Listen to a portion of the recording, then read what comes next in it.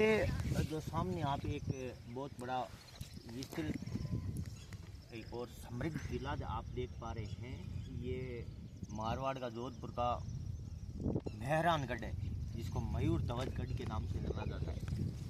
इस किले की जो स्थापना है वो 12 मई 1459 की ईस्वी सबसे पहले नींव रखी गई थी। राव जोधा के द्वारा इसकी नींव रखाई गई और माँ करणी माता ने इन्होंने इस किले की नींव रखी गई।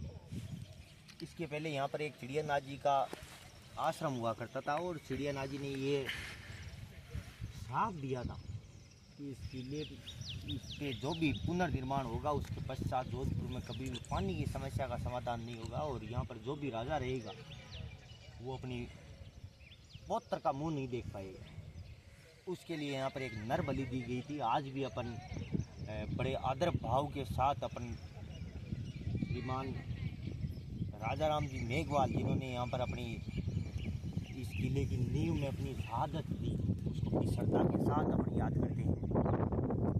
ये जो किला है ये बहुत बड़े विचित्र तरीके से बनाया गया, बड़ा व्यापक किला है। इस किले के साथ बहुत सारी ऐतिहासिक कहानियाँ जुड़ी हुई हैं, जिसमें एक छोटी सी कहानी के बारे में आपसे चर्चा करना चाहता हूँ। यहाँ पर हुए थे राव मालदेव। राव मालदेव ने अपने जीवन काल में कुल 24 शादियाँ की थी, जिनमें से एक शादी हुई थी उनकी जैसलमेर के भाटी वंश के साथ। भटियानी रानी उमादे का शादी राव मालदेव के साथ हुआ। राव मालदेव यहाँ पर रानी उमादे के साथ पहुँचे। उसके पश्चात उनके बीच में कुछ थोड़ी सी अनबन हुई। उसी दिन हुई जिस दिन शादी के तुरंत बाद पहुँचे थे। राव मालदेव बहुत बड़े वीर योद्धाओं के रूप में यहाँ पर गिने जाने जाते हैं, लेकिन यहाँ पर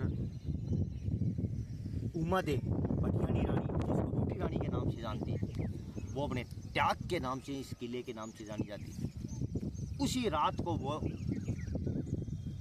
अपने ननियाल तारागढ़ में चली गई, रूठ के चली गई, इसलिए उमादे को रूठी रानी के नाम से जाना जाता है। रूठी रानी को मनाने के लिए राव मालदेव ने यहाँ से ईश्वरदास आशिया को भेजा। ईश्वरदास आशिया है वो तारागढ़ से रानी को मना के भी लेके आ गए थे। अपने गांव में छोटी सी अपने ऐसे प्रचलित कथाएं होती है कि शाम के बाद में यात्रा नहीं करते हैं, तो वो शाम तक पाली में पहुँचे थे। पाली के किसी एक छोटे से गांव में उन्होंने शाम को रात को अपना रात्रि विश्राम लिया।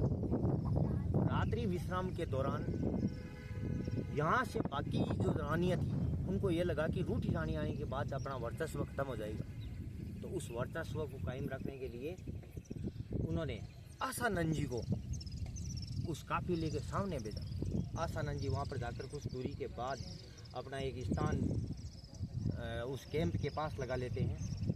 आसानंद जी है वो शाम को कैंप में अपने बैठ के, और जब संपूर्ण रानियाँ रूठी रानी और उनके सहयोगी थे वो बैठे थे, उस टाइम आसानंद जी दुआ बोलते हैं और आसानंद जी ने ये कहा कि मान रखे तो पीऊ रखे तो तजमान, दो ही गेंद न बंदी एक ही खंबे ठान।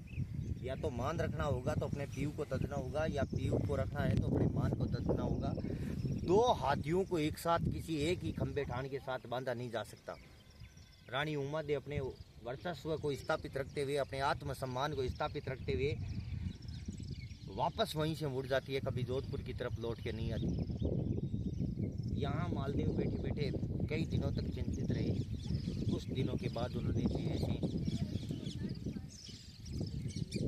अपनी जिसकी वजह से ये संपूर्ण घटनाक्रम हुआ उसका नाम था बारवली।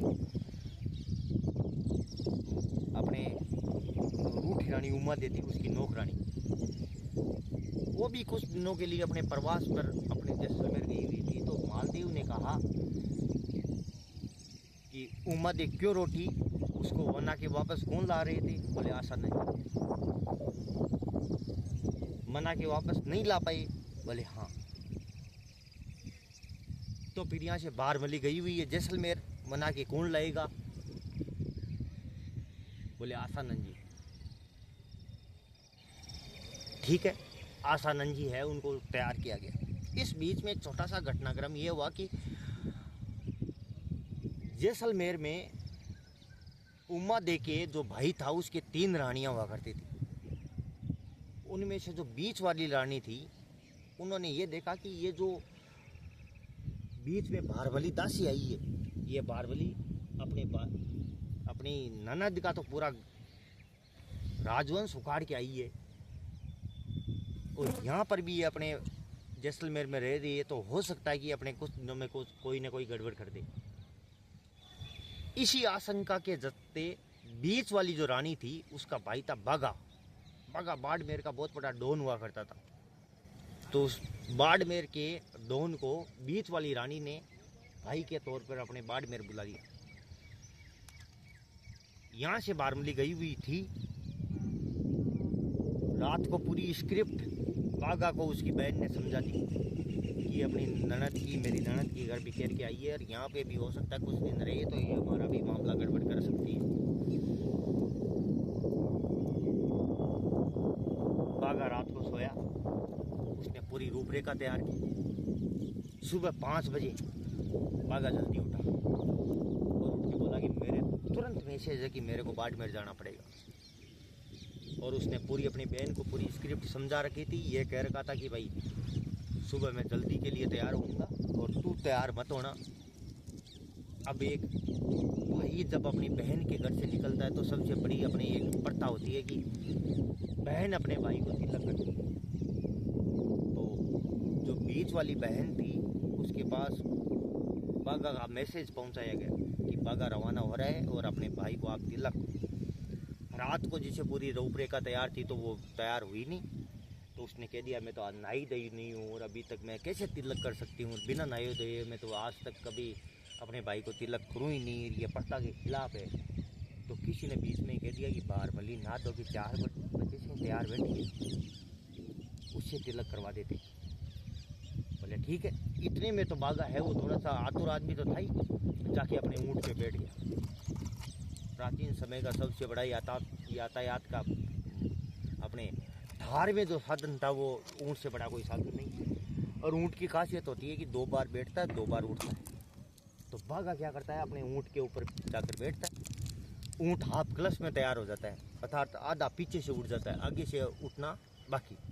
हाफ क्लच में ऊँट, बारमली इधर से थाली लेके और भाई एजे उसकी सिस्टर के रूप में तिलक करने के लिए वहाँ तक पहुँचती। लेकिन सिस्टर थी नहीं, सामने उसने देखा ये बारमली है।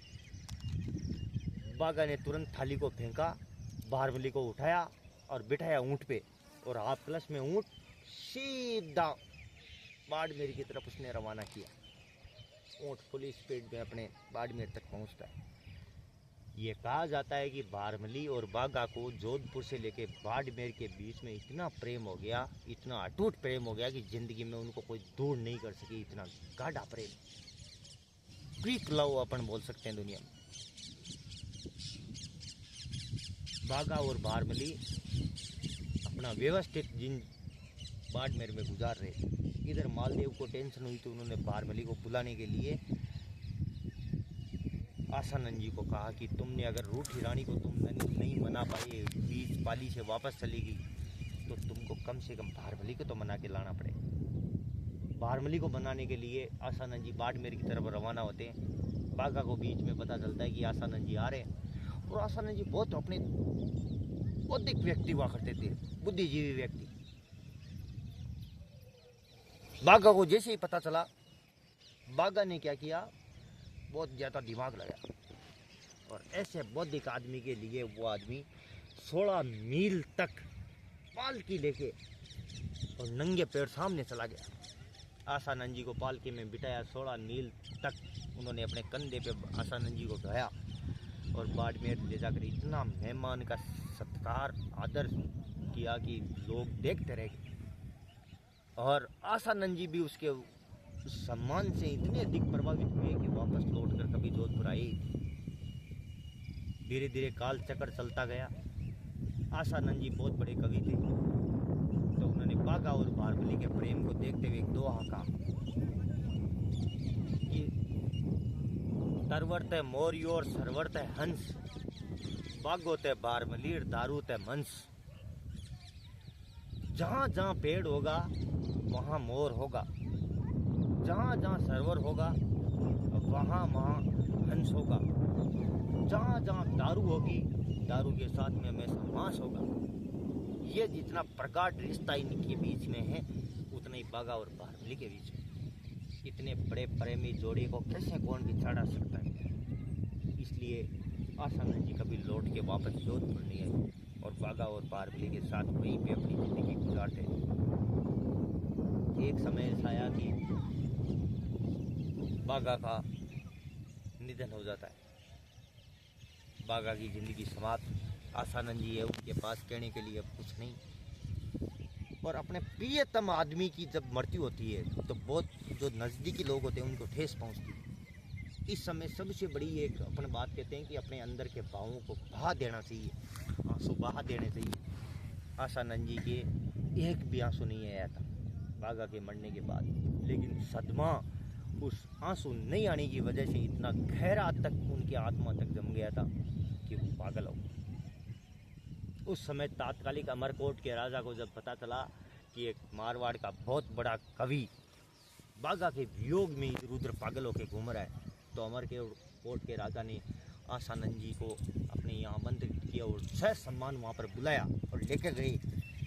अमरकोट में उनको रखा गया, लेकिन दिक्कत यह थी कि पूरे दिन आसानंद जी के मुख से सिर्फ बागा का नाम निकलता था। अमरकोट के राजा दिक्कत में आ गए कि यार पूरे दिन मेरे बाजरी खाता है, हाजिरी किसी और की बजाता है। तो एक दिन शाम को महफिल सजी। अमरकोट के राजा ने ये कहा कि अगर आसानंद जी 6 घंटे तक बागा का नाम नहीं ले तो जो चाहे मैं उनको इनाम दूंगा। ये बातें उनके वंशजों तक पहुंची तो उनका पोता पहुंचा, बोले दादू प्लीज़ यार रिक्वेस्ट है, आसानंद जी का एक बार 6 घंटे तक नाम नहीं ले प्लीज़।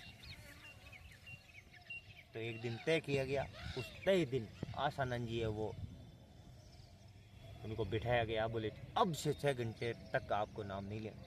शाम को 6 बजे थे आसानंद जी बैठे, रात को 12 बजे तक आसानंद जी को बागा का नाम नहीं लेना था। क्या मिसाल रही होगी यहाँ के सूरवीरों की, यहाँ के कवियों की, जो अपनी बात से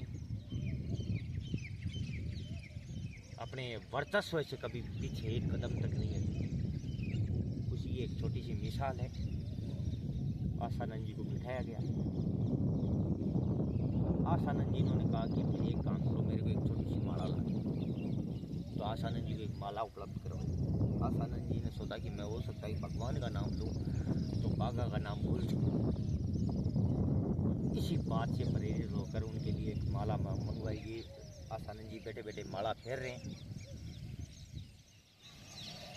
1.5 घंटे के बाद आसानंद जी ने माला पी, माला टूट गई, मणियाँ बिखर गई और आसानंद जी ने जोर से एक बात कही कि मायावती ने